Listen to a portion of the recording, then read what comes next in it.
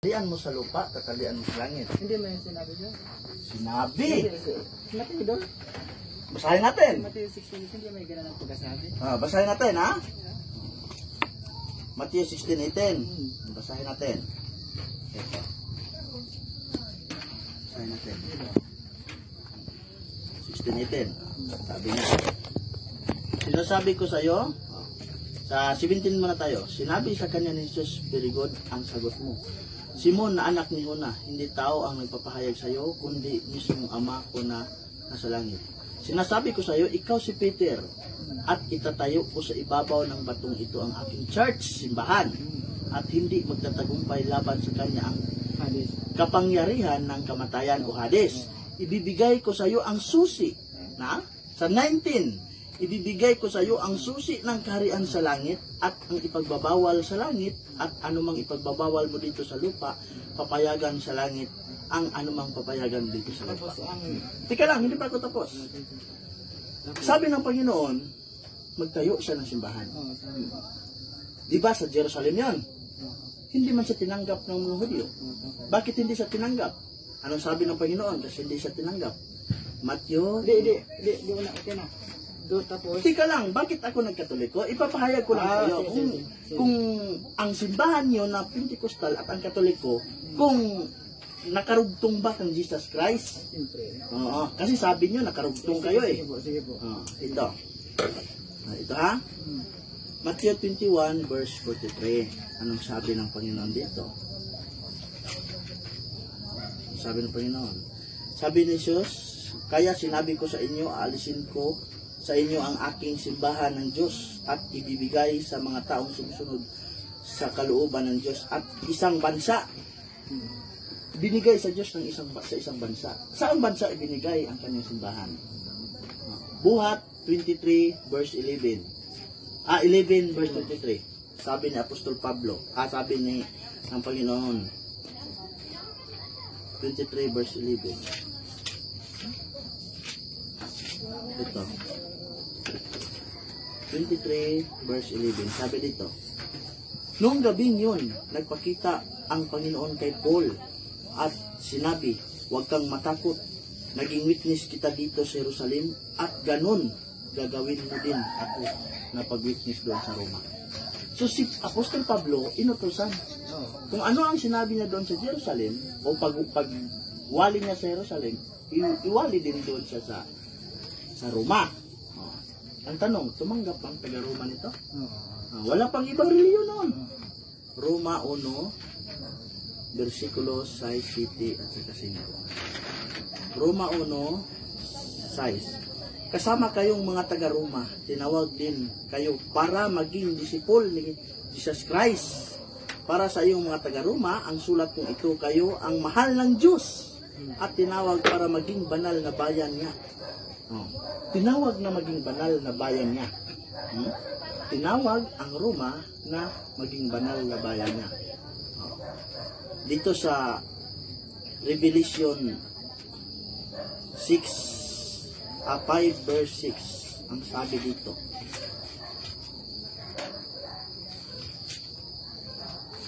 Kung sino yung bansa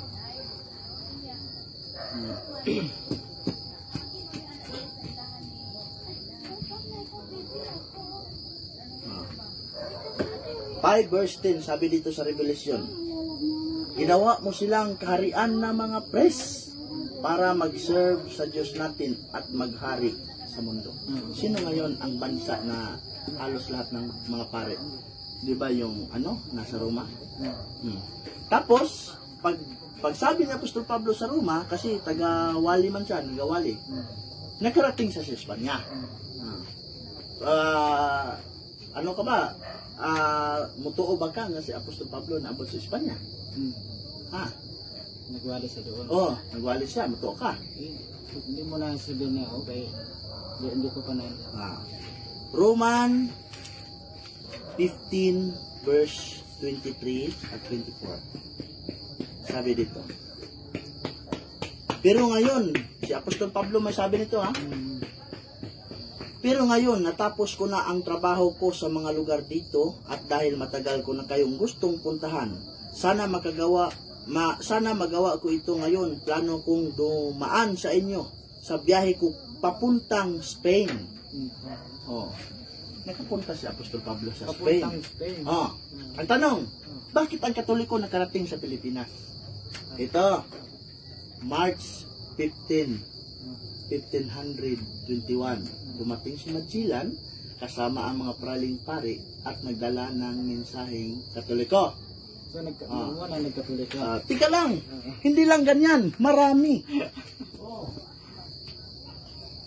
History. Oh. Maniniwala ka ba dito? Di, ang tanong ko, maniniwala ka nito? Okay, salamat. Ayon dito sa history, kasi maniniwala ka nito eh. History ito eh. Hindi Katolikong sumulat ito eh. Tingnan natin ngayon kung sino ang nagtayo ng simbahan Katoliko. Ano na lang ba? Teka lang, last na ko ihatag sa inyo ha? Last. Ang Pentecostal, naging sa din eh, in Topeka, 1901, and Los Angeles, 1906, in reaction to preserve laws of evangelical favor among Methodists and others. Ang Roman Catholic Church, Roman Catholic, traditionally founded by Jesus, who named St. Peter the First Vicar, developed in early Christian proselytizing, especially after the conversion of Imperial Rome in the 4th century. Kailan lumabas ang Pentecostal? 1901 hanggang 1906. Bakit sinabi nyo na si Kristo ang founder nyo? Bakit sinabi nyo? Wala kayong basihan kahit sa Biblia, wala kayong basihan. Pero ako maraming basihan, may history, may Bible. Kaya wala problema, mas maganda kasi na. Yan. Kasi may Bible kami doon eh. Kaya balik ka sa Katoliko, Brad. Ay, wag. Balik ka. Oh. Pwede yan. Bakit hindi pwede? Ano bang... Pero alam ko galing ka sa Katoliko, no? Ay, ako baptist. Oh, baptist. Pero bago ka nagbaptist, galing ka sa Katoliko. Hindi po. Saan ka galing? Baptist talaga. Baptist. Pero yung mga magulang mo, bago nagbaptist, galing Katoliko. Baptist sila. Baptist Mga magulang mo, galing Katoliko. Baptist sila. Oh, ang mga lulo mo, galing Katoliko. Ewan ko na. Alam mo, Brad, Alam mo, Brad, ang simbahan Katoliko, walang nakaregister sa Security and Exchange Commission. Bakit? Ang simbahan Katoliko, nauna pa yan siya dito sa, sa gobyerno natin. Nauna lang pero... Paano mo pabalikin mo pa si Kristo para magpirma sa Security and Exchange Commission? Ano sabi dito? Roman Catholic traditionally founded by Jesus Christ. Halika na dito. Dito tayo sa totoong simbahan. Huwag mong takipan ang mata mo, Brad. Sa akin, sa Bible talaga. Huwag kayong paano sa tao lang. Hindi man, kasi yan, tao na sa'yo pero... Sabihin nyo, si Kristo founder nyo. Hindi, ang founder nyo si Artemio Priol. Hindi mo. Tingnan mo ang Security and Exchange Commission nyo. Si Arsenio, tinawag. Nilagay sa... Pero wala namang mababasa sa Biblia na si Artemio Priol. Tinawag, letra por letra. Wala, di ba? Ang point mo kasi talaga, pangalan. Gusto ko kasi, biblical tayo eh. Kailangan may mababasa eh. Unang Korinto 12:28. Basahin natin. Anong sinabi dyan? Yan, Basahin natin. Unang Korinto 12:28. Unang Korinto 12:28. Anong nagkasabi dito? Kung may Artemio Priol ba dito? Wala pala eh. Katungkulan po. Upis ba? 28. Hindi po. Basahin natin. Unang Korinto 12:28. Sa church nilagay ang Diyos ang tamang ayos ang lahat. Pinili niya ang mga apostoles, pangalawa ang mga prophets, at pangatlo ang mga teachers, tapos gumagawa ng himala, mga magpapangili ng masakit at tumutulong sa ibang tao, mga leader ng speaking tongues. Ang tanong ko, si Artemio Priol ba gumagawa na ng himala? Ay, siyempre. Hindi natin sugo ng Diyos. Anong himala ang nagawa ng Artemio Priol? Marami po. Marami. Si Artemio Priol ba nakasama ba doon nung panahon na si Kristo ay buhay pa? Kasi tinawag niya siyang apostol? Wala si Christ. Isa lang ito. Sino bang tinawag sa church na apostol? Di ba sila Apostol Pablo? Bakit sinabi mo na kasama sa Biblia? Umakyat si Christ, tinawag ba agad si Pablo? Hindi naman. Kaya nga, pero na-mention siya sa Biblia. Pero tinawag siya. Doon tayo sa pagkatawag. Kasi yung pagkatawag ba? Patungkulan. Saan mababasa nga, sabi ko sa Biblia, na tinawag sa Artemio Priol sa Biblia. Kasi Huwag kayong magpaluko, Brad. Huwag kayong magpaluko. biyaya ng Diyos yan. Tingnan mo ang ano, tingnan mo yung Kung Google. gusto mo talaga na May Google ka man, mas cellphone. mas maliwanagan, punta ka sa church na dyan naman sa Oahu. Wala nang problema yan. Kaya para doon tayo magbabay, may Bible doon. Kung ano mga tanong, pwede sagot na may pastor. Ikaw ba baka may tanong ka sa akin, sasagutin ko. Baka sabihin mo, sumasamba man yung Katoliko sa Diyos-Diyusan. Baka magtanong ka ng ganyan. Sa ano tayo ba? Kaya nakoy pastor, Wala. mag-usap ka. Dalhin mo yung pastor mo dito sa Ay, bahay. pwede. Dito tayo mananghalian. Ano? Study. Bible study tayo. O anong Okay lang. araw yan? Kasi marami kami makikinig. Paano bang araw yan? Kayo, ay, Mga ano number mo? sige. Number Pero mo? gwapo dalon ni mo yung pastor diri. Kaya para pag tawag na mo, naka. Sige, daghan mo yung maminaw. 0906. Sa dinhi lang taman yun to. Oo, ano ba? 06 890 0 89 0 4932. 49 Trito. 32. Ito yun. Yan. Ano pong pangalan niyo po? Brother June Manualan. Lagyan mo na dyan. Isa mo kagad ako. Blanca? Blanca? Hindi. Basta yan ang sabi ko, huwag kang magpapaluko. Hindi po. Ito ang tunay na simbahan ni Jesus Christ. Ang simbahan Katoliko. Bakit lumabas lang yang mga hindi man kayo religion. Ang tunay na religion ay ang Christian, ang Roman Christianity Catholic. June. Ang tawag sa inyo Christian Protestant. Bakit? Nag-protestante kayo sa simbahan eh. Yung mga Kristiyano yan mga taga-sunod. Ang tunay na Kristiyano talaga, iisa lang. Katoliko, walang ibang Kristiyano tunay. Walang mabasa. Sabihin mo sa encyclopedia. Na itayo ng Panginoon, Katoliko na ano, hindi man na nabasa natin. Binasahan kita nito eh. Iba kasi, mas maganda kasi yung sa King James din na ano ba kayo? Ha? Punta na lang ka doon sa ano. Binasahan kita oh. History pa ito.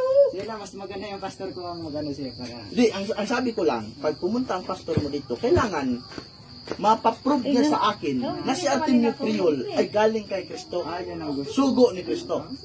Pag wala kayong mababasa sa Biblia na si Artemio Priol, apostol, useless.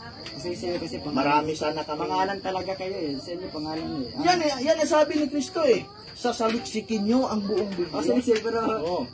ang sabi ko kasi, ang Jesus, ang tunay na church kasi, naglagay talaga ang Diyos, may leader, may apostol. Yan, nilagyan. Anong leader namin? Anong apostol namin? Apostol Pedro. Marami. Wala na ganun yung punta naman. Anong nilagyan dyan? May priest. Pari ba yan si Artemio Priol? Hindi naman eh. Wala man nila yung pari. Oo. Hindi ka wala tayong mabasa yung na pari ang nilagay sa church. Anong walang mabasa? Wala tayong mabasa natin. Ano pala yung apostol? Pari yan eh. Hindi man sila pari. Si apostol Pablo pari man. Noon. Oo. Pero yung Ang tanong. Tinawag siya ng Diyos, apostol na siya. Iba yung pari, ibang apostol. Tingnan natin kung iba ang pari, iba ba ang apostol. Tingnan natin ha.